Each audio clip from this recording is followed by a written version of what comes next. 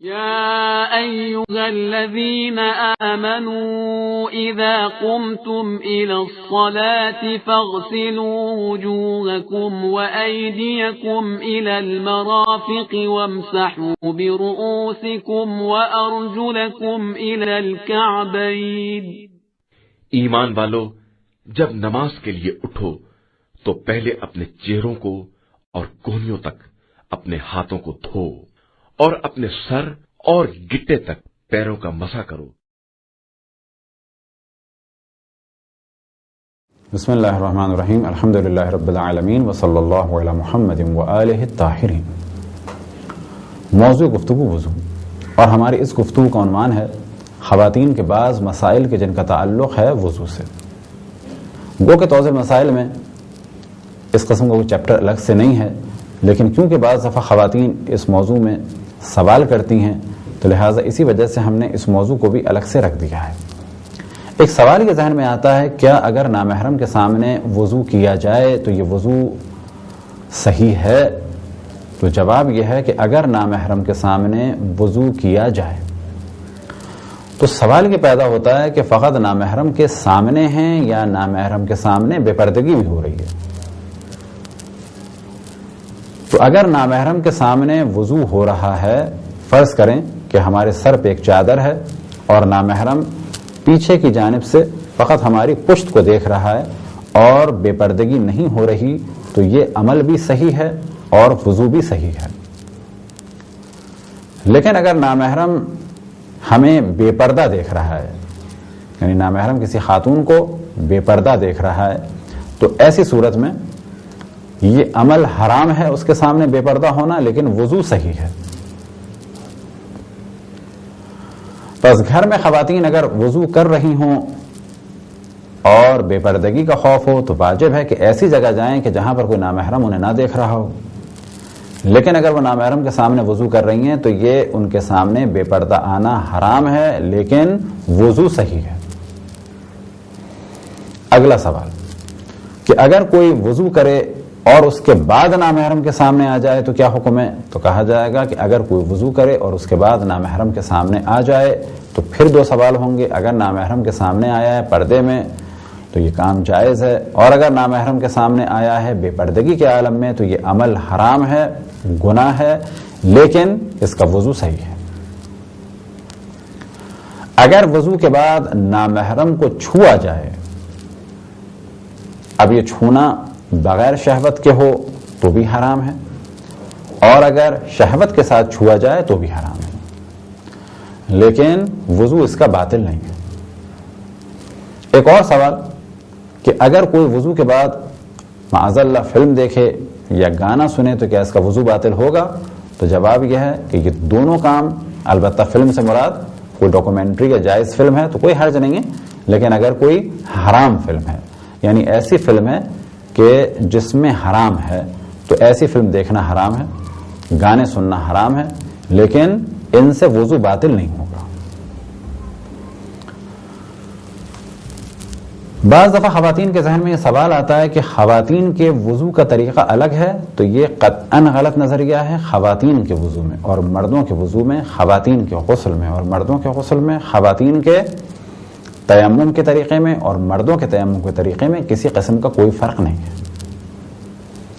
بعض دفعہ خواتین کہتی ہیں کہ ہم نے سنا ہے کہ خواتین پر ہاتھ دھونے کے لیے واجب ہے کہ اندر کی جانب پانی ڈالیں. تو اس جانب ہم پہلے توجہ دلا چکے ہیں کہ مردوں کے لیے مستحب ہے کہ پہلی دفعہ پانی ڈالیں تو یہاں ڈالیں کونی پر، اور دوسری دفعہ پانی ڈالیں تو اندر کی جانب ڈالیں. خواتین کے لیے مستحب ہے کہ پہلی دفعہ پانی اندر کی جانب ڈالیں اور دوسری دفعہ پانی کوہنی پر ڈالیں. یہ عمل مستحب ہے، واجب نہیں ہے. لہذا اگر مرد ہاتھ دھونا چاہیں اور اس کام کو انجام نہ دیں تو ان کا وضو بھی صحیح ہے، اور خواتین اگر ہاتھ دھونا چاہیں اور اس استحباب کو انجام نہ دیں، اس کام کو انجام نہ دیں، تو ان کا وضو بھی صحیح ہے. ایک سوال کہ جس کی جانب بہت زیادہ توجہ رہنی چاہیے وہ یہ کہ اگر ہاتھوں میں نیل پالش ہے تو بلا شک وضو نہیں ہو سکتا. اسی طریقے سے اگر ہاتھ یا پاؤں میں نیل پالش ہے یا کوئی چیز ایسی ہے جو پانی نہیں پہنچنے دے رہی تو غسل بھی نہیں ہو سکتا. لیکن سوال یہ پیدا ہوتا ہے کہ ہاتھوں پہ نیل پالش نہیں ہے یعنی ان ناخنوں میں، اور پاؤں کے ناخنوں میں نیل پالش ہے، تو کیا وضو ہو جائے گا؟ تو جواب یہ ہے کہ پاؤں کے مسح کے لیے شرط ہے کہ اگر اسے آپ تصور کریں کہ یہ پاؤں ہے تو شرط ہے کہ انگلیوں کے اس سرے سے مسح کو شروع کیا جائے اور یہاں بلندی تک اور بہتر ہے جوڑ تک لایا جائے۔ اب اگر ان سب میں نیل پالش لگی ہے، فرض کریں یہ پاؤں ہے اور یہ 5 انگلیاں، تو وضو نہیں ہوگا اور یہ مسح باطل ہے۔ لیکن اگر یہ تصور کریں کہ 5 انگلیاں ہیں پاؤں کی اور ان میں سے کسی ایک انگلی پہ نیل پالش نہ لگائی جائے اور پھر ہاتھ پھیرتے وقت اس طرح سے ہاتھ پھیرا جائے کہ یہاں سے ابتدا ہو کے ایک ایسے ناخن سے مسح شروع ہو کہ جس پر نیل پالش نہیں ہے، تو اب اگر یہاں سے یہ ہوا اور یہاں تک اس طرح سے مسح ہو گیا تو صحیح ہے، کس بنیاد پہ صحیح ہے؟ کیونکہ شروع ہوا پاؤں کی ابتدا سے مسح اور ایک ایسی انگلی پر بھی مسح ہوا کہ جس پہ نیل پالش نہیں تھی، تو اس صورت میں تو نیل پالش لگانا جائز ہے، البتہ کب؟ کہ جب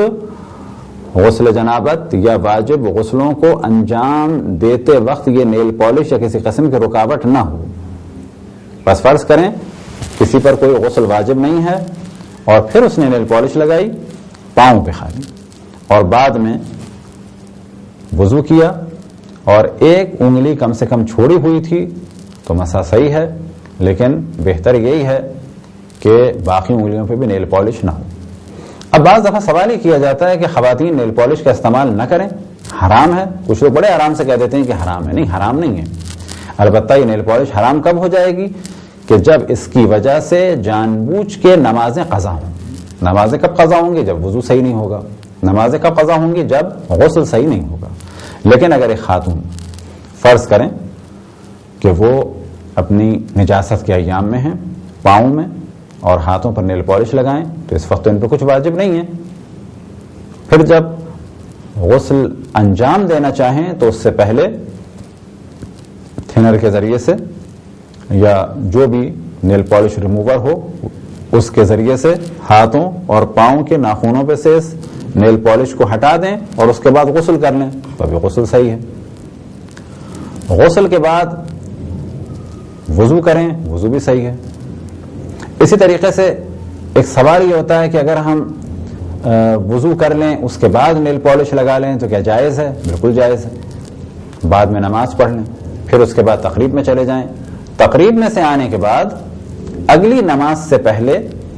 یعنی اس کو انجام دینے کا جو بھی وقت ہو آخری، اس سے پہلے لازم ہے کہ اس نیل پالش کو چھڑایا جائے۔ یعنی اگر غسل انجام دینا ہے تو بلا شک ہاتھوں اور پاؤں دونوں کے ناخنوں سے اس نیل پالش کو چھڑایا جائے، اور اگر وضو انجام دینا ہے تو دونوں ہاتھ سے نیل پالش کو یعنی ناخنوں سے چھڑایا جائے، اور اسی طریقے سے کم ایک پاؤں کے ناخن سے نیل پالش کو چھڑایا جائے۔ یہی سوال بعض دفعہ آتا ہے اور کچھ لوگ پریشان ہوتے ہیں دلہن بنانے کے لیے جو پرابلمز ہوتے ہیں تو اس میں کیا کریں۔ تو ایک پرابلم یہ آتا ہے کہ جی دلہن عام طور پہ بنائی جاتی ہے مغرب سے پہلے، ان کا کام شروع ہوتا ہے اور مغرب کے بعد تک وہ فائنل ہوتا ہے، اور اس وقت ہم وضو کرائیں تو پورا میک اپ ختم ہو جائے گا۔ تو پہلی چیز یاد رکھیں کہ بہت سارے دنیا میں بیوٹی پارلرز ہیں، ایسی جگہ اپائنٹمنٹ لیں کہ جہاں پر نماز قضا ہونے کا خطرہ نہ ہو۔ لہذا اگر نماز کسی علاقے میں ہو رہی ہے شام کے 7 بجے، وقت ہے مغرب کی نماز کا، اور اپائنٹمنٹ ہے آپ کا 6 بجے سے، تو آپ کے لیے قطعاً جائز تھا کہ آپ پہلے وضو کریں اور اس کے بعد وہ کام ہوتے رہیں کہ جو 6 بجے شروع ہو گئے، اس کے بعد جب 7 بجے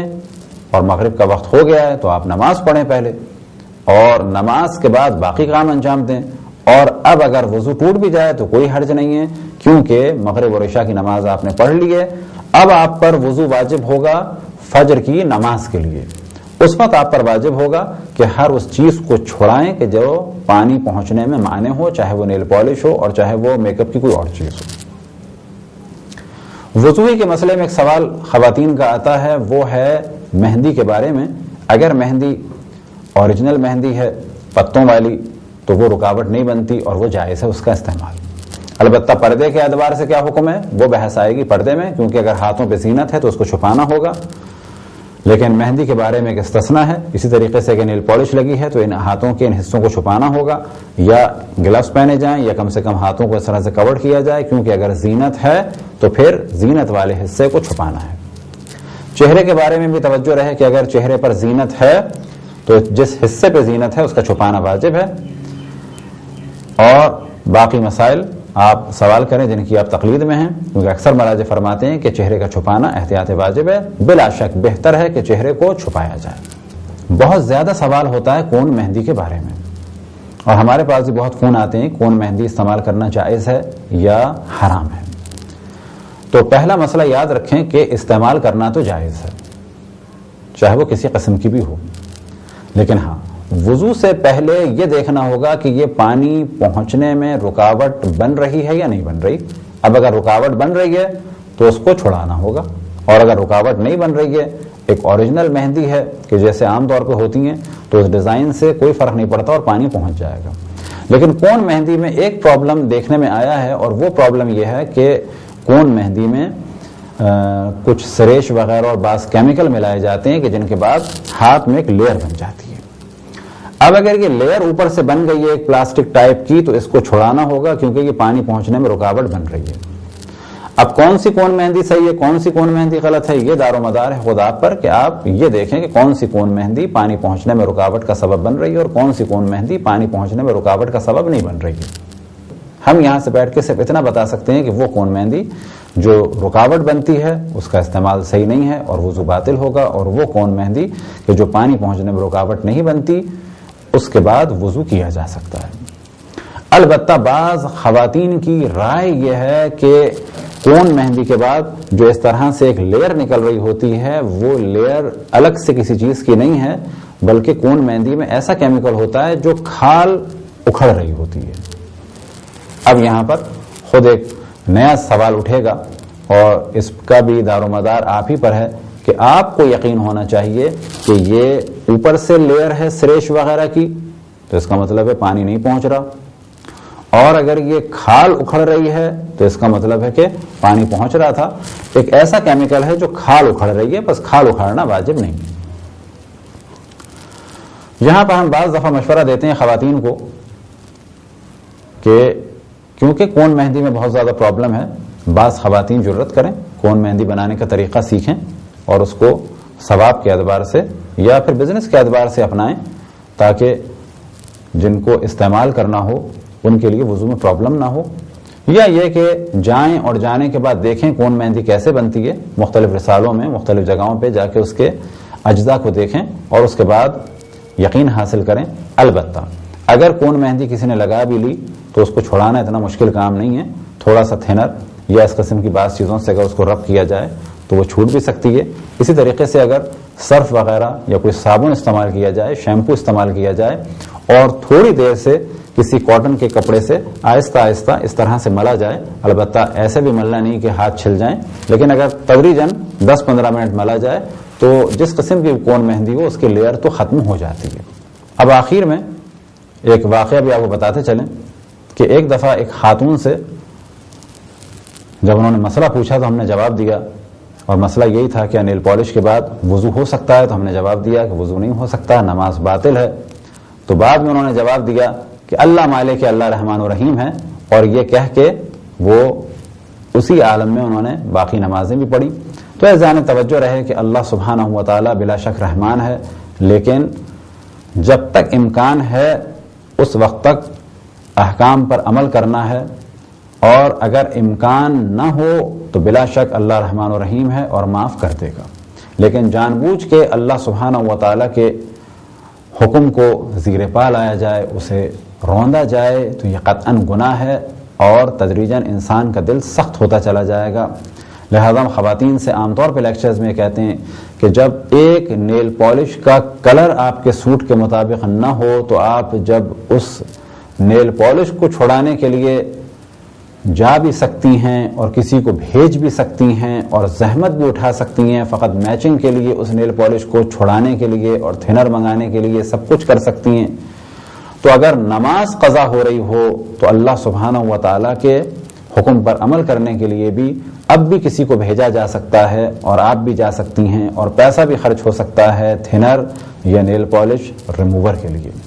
خداوند تبارک و تعالیٰ سے دعا ہے کہ ہم سب کو تعلیمات قرآن اور تعلیمات محمد وآل محمد پہ چلنے کی توفیق عطا فرمائے۔ وصلی اللہ علی محمد وآلہ الطاہرین۔